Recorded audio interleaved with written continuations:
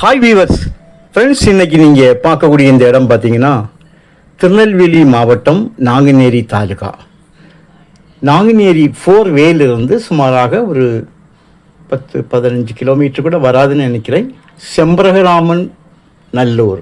செண்பகராமநல்லூர்னு சொல்லுவாங்க. இந்த இடத்துல தான் இந்த இடம் அமைஞ்சிருக்குங்க. குளத்தங்கரை தான், குளத்தோட கரை ஊரோடு அடுத்து பாருங்கள்.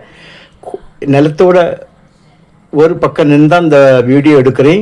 ஊர் பக்கத்தில் பார்க்கிங்க, அந்த குளத்துக்கு அந்த பக்கம் ஊர் இருக்குது. நான் குளத்தோட கரையில் நின்று அப்படியே கீழே பாருங்கள். இது நம்ம வந்த பாதை, அதான் நம்முடைய தனி பாதை, நம்முடைய இடத்துக்காக தனிப்பட்ட ஒரு பாதை. 2 வேப்பமரம் நிற்குது, வாகை மரம் நிற்குது. மீதி இடம் டோசர் அடித்து க்ளீன் பண்ணி போட்டிருக்காங்க. 4 பக்கமும் அளந்து கல் போட்டிருக்காங்க. ஒரு கிணறு, ஒரு ஃப்ரீ சர்வீஸரோடு 9.5 ஏக்கர் இருக்குங்க. ஒரு ஏக்கருடைய விலை மிக மலிவான, ஒரு ஏக்கர் 12 லட்சம், ஒரு சென்டோட விலை 12,000 ரூபா. தார் ரோட்டில் இருந்து டைரக்டாக நம்முடைய இடத்துக்காக தனி பாதை, குளத்தங்கரையோட கம்ப்ளீட் சர்வே பண்ணி உங்களுக்கு போட்டிருக்காங்க.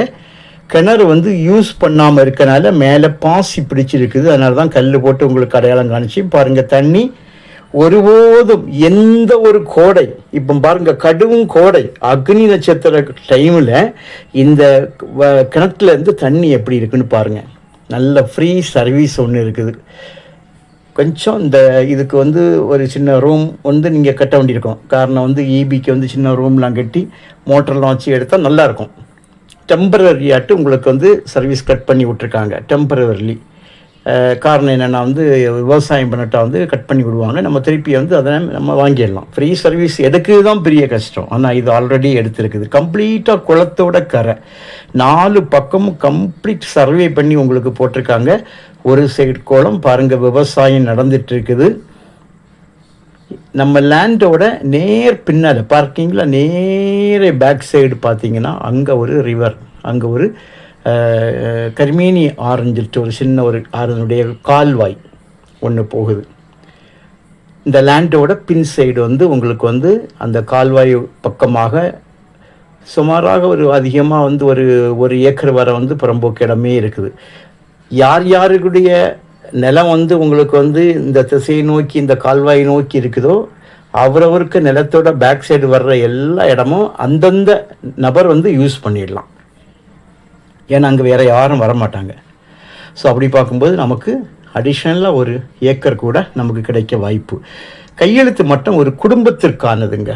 ஒரு ஃபேமிலி 13 பேர் கையெழுத்து போடணும். ஒரே குடும்பத்தை சார்ந்த 13 பேர் கையெழுத்து போடணும். அந்த ஒன்று தான், வேறு ஒன்றும் இல்லை.